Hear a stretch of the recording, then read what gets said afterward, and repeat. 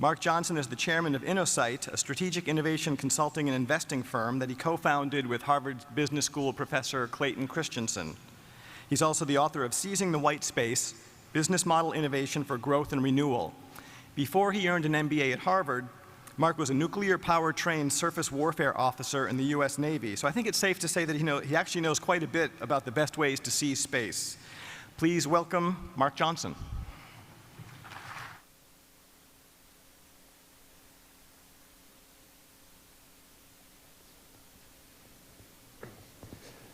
Thank you, Scott. And thank you for staying and participating when the weather's so beautiful and you could be at the pool or playing golf or any of those other activities. So I hope I don't let you down.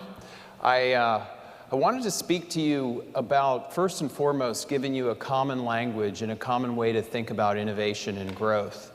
Because I think that what we found in companies is that many have struggles with being able to make innovation real and new growth real because they speak different languages. They have different views about what innovation is all about. And because of that, the organization doesn't move as powerfully in the direction of transformation and renewal if they thought about how could we get this language of innovation and all the different kinds of innovations, including business model innovations, grounded in our organization.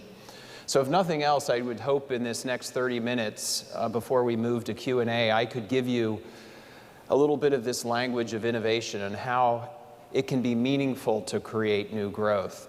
And I'd like to start off with a story. It's a well-known story in the sense of everybody knows the Apple iPod. But most people don't know the chronology that led to the Apple iPod, that there were a whole host of companies that had come up with MP3 players before the iPod completely transformed the music industry. Any of you early adopters out there that owned a Rio Diamond in 1998? Looks like we don't have any early adopters in this audience. Well, the Rio Diamond came out in 1998, and it could hold about 20 songs. And it was difficult to download your music, but it was a great value proposition in the sense that now we could customize our music. We didn't have to buy a CD to listen to the one song we wanted and throw out the other 9 songs we didn't. So Rio Diamond came out. There was another company in 2000 called Cabo. It improved the performance of the MP3 player. It could hold about 40 songs. It had a little bit more memory requirement, a little bit better functionality. Rio didn't like that, so they came out with the Rio Riot in 2002. And then everybody, of course, knows the Apple iPod in 2003. And then they, what we call, disrupted themselves with not as good an iPod in 2005 with the Apple Shuffle, but it was cheaper and it was portable, and they were building a portfolio of iPod products from the early days. Now, the reason I bring up this chronology is to ask the question, who's not? What consumer electronics company do you think should have had something to do with portable electronics and the transformation of the music industry that's not on this picture?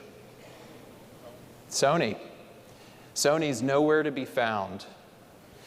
And the question is why? Why would Sony, in one of the most important revolutions in the music industry, and more particular consumer electronics, not be anywhere on this picture?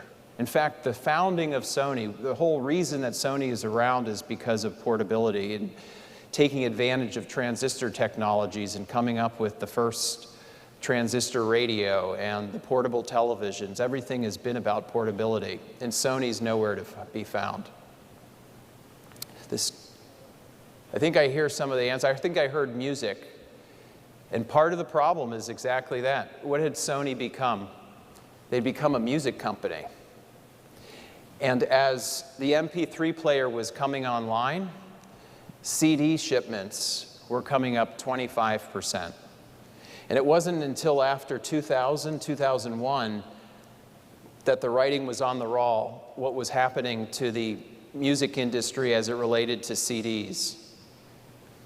And the reason is, for Sony, as much as they were a consumer electronics company, they had become a music company. They had artists, and they had music label, and they had a whole ecosystem that worked around the fact that they were as much a music company in their evolution as they were at a consumer electronics company. And in thinking about what had happened in their own rearview mirror, Sony executives said, I think we fell asleep for a while. Maybe part of the problem was we were affiliated with a music company. And it wasn't only executives who had an aversion to moving forward with this kind of technology and producing it for new growth. Engineers said, we don't like hard disk technology, it's not Sony. And the result of those kinds of quotes, as it relates to being able to create new growth and why it's so relevant to you in the world of finance as CFOs, is the fact that this story that I'm telling has nothing to do with really the failure to be creative and come up with new innovation. It's a resource allocation problem. Sony failed to allocate resources to create new growth because it was highly disruptive to their new and core business called music. And so one of the first things we need to think about when we try to encourage and venture out to create innovation for new growth is to recognize that oftentimes it has nothing to do with the process of creating innovation in terms of product development or creativity. It's really more about a resource allocation problem. This is the sad side of the story. Now, the happy side of the story, which again everybody knows kind of the end result of the transformation that happened with Apple that started with the iPod, but then it went to the iPhone 4 technology, to the iPad, and all the evolution of platforms that moved Apple to go way beyond of its traditional roots in computers, is the iPod was what I call, the iPod was a business model innovation. See, if you think about Rio and Cabo and all these early adopters, why didn't they ever get traction like iPod? The reason is because the Rio and all these other companies were able to solve the problem of getting your music in a very convenient and customized form, but they weren't able to solve the problem that it was difficult to download it onto your MP3 player. Apple solved that problem with the iPod. And the way that they had to do it was not only to create a cool-looking device, but they had to integrate software with that device and a service in 2003 called Apple iTunes, iPod iTunes. And it was the combination of product and service and software integrated in the right way that led to not only the ability to customize music, but to have it conveniently downloaded onto your player. And by being able to make it convenient, you had consumer mass adoption. So it was this combination of all of those into what would be called a business model innovation that allowed Sony to do what those other companies before couldn't do. But the business model innovation doesn't end there. It was also interesting what they did in terms of their revenue model.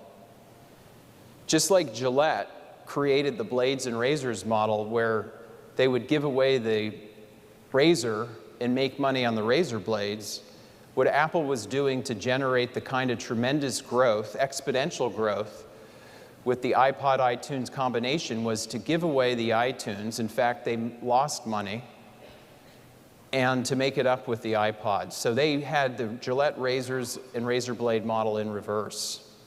And it was the combination now not only of the technological innovation, but the financial innovation integrated in a whole new way to operate and turn a profit that allowed Apple to do what they did that was something that the Rio and the Cabo couldn't do.